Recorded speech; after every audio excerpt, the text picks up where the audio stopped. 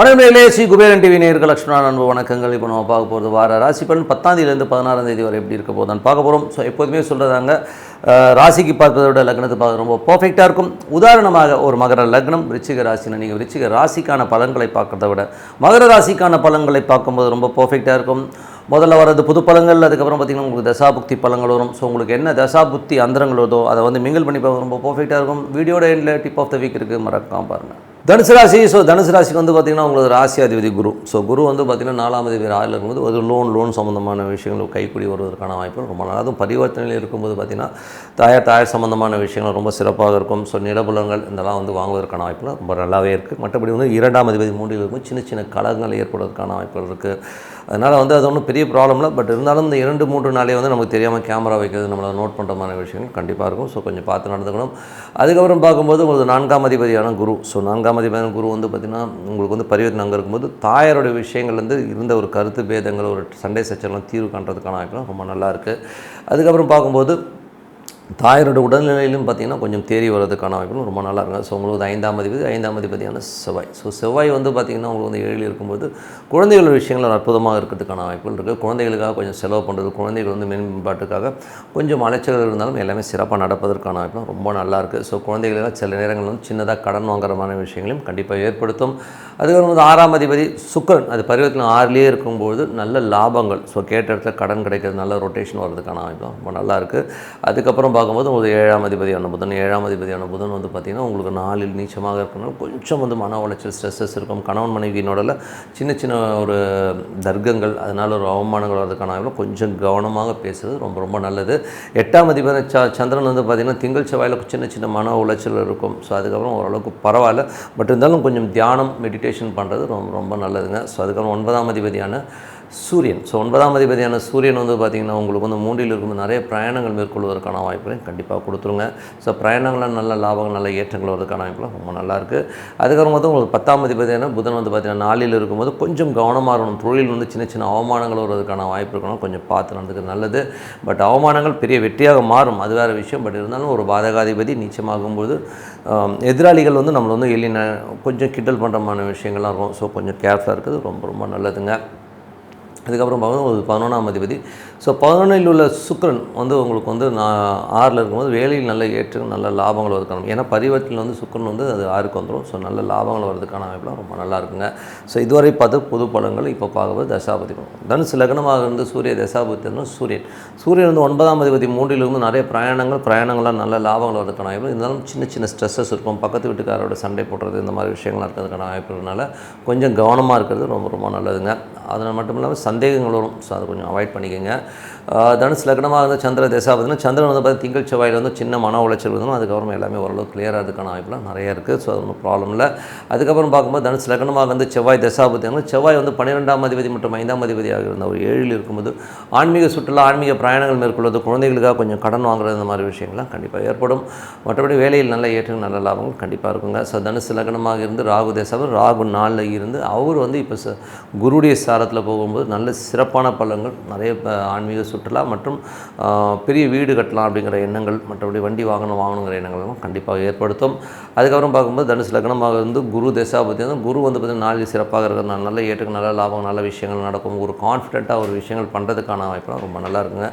அதுக்கப்புறம் பார்க்கும்போது தனுசு லக்னமாக இருந்து சனி தசாபதி சனி வந்து பார்த்திங்கன்னா 2ஆம் அதிபதி வந்து 3ல் இருக்கும்போது சின்ன கலகங்கள் நமக்கு தெரியாமல் கேமரா வைக்கிறது, கொஞ்சம் எமோட் ஆகிறதுக்கான வாய்ப்புலாம் கொஞ்சம் கவனமாக இருக்கணும். தனுசு லக்னமாக இருந்து உங்களுக்கு வந்து புதன் தசாபதி இருந்தாலும் புதன் வந்து நீச்சமாக இருக்கும்போது தொழில் ரீதியான விஷயங்களும் சரி, கணவன் மனைவியோடையும் சின்ன அவமானங்கள் மேற்கொள்வதற்கான வாய்ப்புகளும் ரொம்ப கவனமாக இருக்கணும். ஸோ கொஞ்சம் ஏன்னா நீச்சமாகவும் நீச்ச பங்கமானாலும் அது லாபங்கள் கொடுத்தாலும் சின்ன அவமானங்களை கொடுக்கும். அதனால் கொஞ்சம் கேர்ஃபுல்லாக இருக்கிறது ரொம்ப நல்லது. மற்றபடி வந்து பார்த்திங்கன்னா தனுசு லக்னமாக இருந்து கேது தசாபதி, கேது 10ல் இருந்து அது வந்து கிட்டத்தட்ட 4ஆம் இடத்தை பார்க்கும்போது வீடு சம்பந்தமான விஷயங்களில் கொஞ்சம் லோன்ஸு, கொஞ்சம் கடன் வருவதற்கான வாய்ப்புகளும் ரொம்ப கவனமாக இருக்கணும்.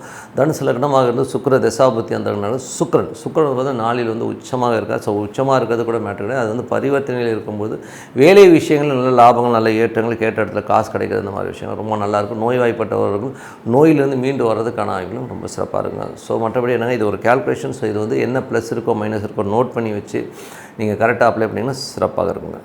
Tip of the week. So tip of the வீக்கில் வந்து பார்த்திங்கன்னா இப்போ நம்ம பார்க்க போகிறது பரிகாரங்கள் யாருக்கெல்லாம் பலிக்கும் பலிக்காது. ஸோ இதை வந்து மேஜராக வந்து எல்லோருமே தெரிஞ்சுக்கணும். ஸோ ஏன்னா எல்லோருமே வந்து கண்மூடித்தனமாக இந்த பரிகாரம் பண்ணுங்கள் அந்த பரிகாரம் பண்ணுங்கன்னு சொல்லுவாங்க. ஸோ அந்த மாதிரி பரிகாரம் பண்ணால் என்ன மாதிரி நடக்கும், ஸோ பரிகாரம் பண்ணாமல் அந்த பிரச்சனையிலேருந்து நம்ம எப்படி வெளியில் வர்றது, ஸோ இதை பற்றி தான் வந்து இந்த டிப் ஆஃப் த வீக்கில் சொல்ல போகிறோம். ஸோ பரிகாரங்கள்ன்றது வந்து பார்த்திங்கன்னா ஜென்ரலாகவே வந்து ஒரு பாதக ஸ்தானத்தும் ஒரு பாதகாதிபதியாகவோ இல்லை பாதக ஸ்தானத்துலேயோ வந்து அந்த பரிகார கிரகங்கள்ன்றது இப்போ உதாரணமாக ஒரு 7 வந்து ஒரு பரிகாரம் பண்ணுறோம்னா அங்கே வந்து உங்களுக்கு பாதகாதிபதியாகவோ பாதகமாகவோ இருந்ததுன்னா அந்த பரிகாரங்கள் வந்து அவ்வளோ பர்ஃபெக்டாக எடுக்காது. நம்பர் 1. ரெண்டாவது வந்து உங்களுக்கு வந்து இன்னொரு விஷயம் என்னென்னா அஷ்டமாதிபதியோட தொடர்பு. எந்த பரிகாரத்தும் இப்போ சப்போஸ் வந்து ஒரு 7ஆம் இடத்துக்கு வந்து ஒரு பரிகாரம் பண்ணுறீங்க, அந்த 7 வந்து அஷ்டமாதிபதி இருக்காருன்னா அந்த 7க்குரிய அந்த பரிகாரத்தை நீங்கள் பண்ணிங்கன்னா அந்த பரிகாரம் பலிக்காது. இன்னும் கேட்டிங்கன்னா அந்த பிரச்சனைகள் அதிகமாகுங்கிறது தான் உண்மையான விஷயம். அதுக்கப்புறம் வந்து இன்னொரு கிரகம் என்னென்னா செவ்வாயுடைய பார்வையோ செவ்வாயுடைய சேர்க்கையோ செவ்வாயுடைய விஷயங்கள் வந்து இணைவு இருக்கிற பரிகாரங்கள் வந்து கண்டிப்பாக பலிக்காது. காரணம் என்னென்னா காலபுருஷனுக்கு அஷ்டமாதிபதி அதை 8ஆம் அதிபதியாக இருந்து அவருடைய பார்வையிலையோ சேர்க்கையிலையோ இருக்கிற பரிகாரங்கள் வந்து நமக்கு வந்து ஒர்க்கே ஆகாது. அது ரொம்ப நெகட்டிவிட்டியான பலன்களை கண்டிப்பாக கொடுக்கும். ஸோ அதை வந்து நம்ம மைண்டில் வச்சுக்கணும். ஏன்னா அஷ்டமாதிபதியாக இருந்தாலும் காலபுருஷன் அஷ்டமாதிபதியாக இருக்கிற செவ்வாய் வந்து கனெக்டிவிட்டியில் எந்த பரிகாரம் பண்ணாலும் அது நடக்கவே நடக்காது. இன்னொன்று அந்த பரிகாரம் பண்ணுற நாள்லேயும் வந்து பார்த்திங்கன்னா அந்த நட்சத்திரங்களோ அந்த கிரக சேர்க்கைகளோ அந்த பரிகார ராசிக்கு இருக்கக்கூடாதுங்கிறது தான் உண்மையான விஷயம். ஸோ அது வந்து மேஜராக பார்க்கணும். ஸோ அது மட்டும் இல்லாமல் நிறைய பரிகாரங்கள் வந்து ஃபெயிலியர் ஆகிறது வந்து திதி சூனியங்கள்.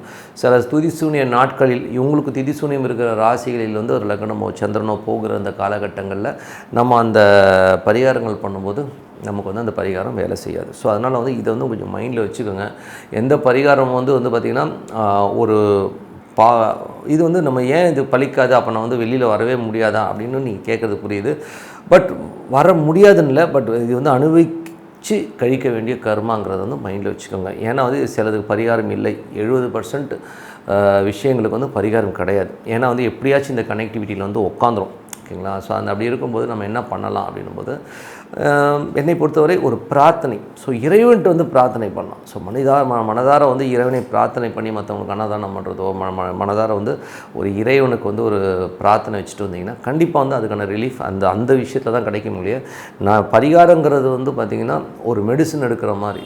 ஸோ அந்த மெடிசன் எடுத்திங்கன்னா என்ன ஆகும், அது சைட் எஃபெக்ட் கொடுக்கும்ன்றதை நீங்கள் மைண்டில் வச்சுக்கோங்க. ஸோ இந்த மாதிரி விஷயங்கள் இருந்ததுன்னா இந்த பரிகாரம் ஒர்க் ஆகாது.